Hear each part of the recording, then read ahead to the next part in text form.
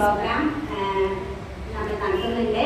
അതിൻ്റെയൊക്കെ എന്തൊക്കെയാണെന്നുള്ള ലിസ്റ്റൊക്കെ നിങ്ങൾ അറിയിക്കുന്നതാണ്. പിന്നെ വായന എന്നൊരു ദിവസത്തേക്കോ ഒരാഴ്ചത്തേക്കോ മാത്രമല്ല, അല്ലേ? ജീവിതാവസാനം വരെ നമ്മൾ വിദ്യാർത്ഥികളായിരിക്കും. നിങ്ങളും ഞങ്ങളും നമ്മളെല്ലാവരും നല്ല വിദ്യാർത്ഥികളായിരിക്കും. അപ്പൊ PN പണിക്കർ എന്ന മഹാനും അദ്ദേഹം ചെയ്തു വെച്ചിരിക്കുന്ന കാര്യങ്ങളും എല്ലാം നമ്മളെല്ലാവരും മനസ്സിലാക്കണം.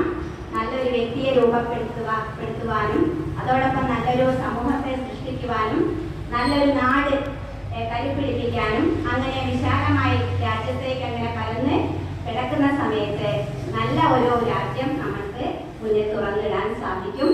അപ്പൊ ആ മഹാനെ കുറിച്ച് ഒരുപാട് കാര്യങ്ങൾ നിങ്ങളുടെ കൂട്ടുകാർ ഇവിടെ പങ്കുവയ്ക്കുന്നുണ്ട്. അതൊക്കെ നമുക്ക്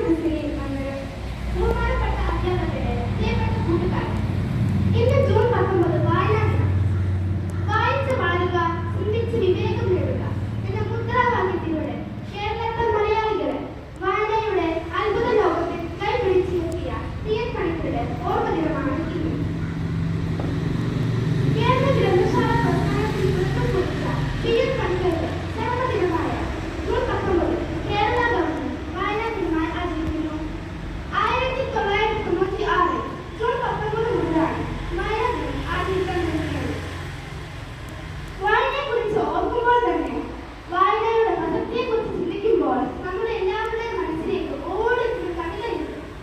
കുഞ്ഞിന് മാഷിന്റെ കവിത. വായിച്ചാലും വളരും, വായിച്ചില്ലെങ്കിലും വളരും, വായിച്ചാൽ വിളയും, വായിച്ചില്ലെങ്കിൽ വളരും. വായനയുടെ മൂല്യത്തെക്കുറിച്ച് മനസ്സിലാക്കുവാൻ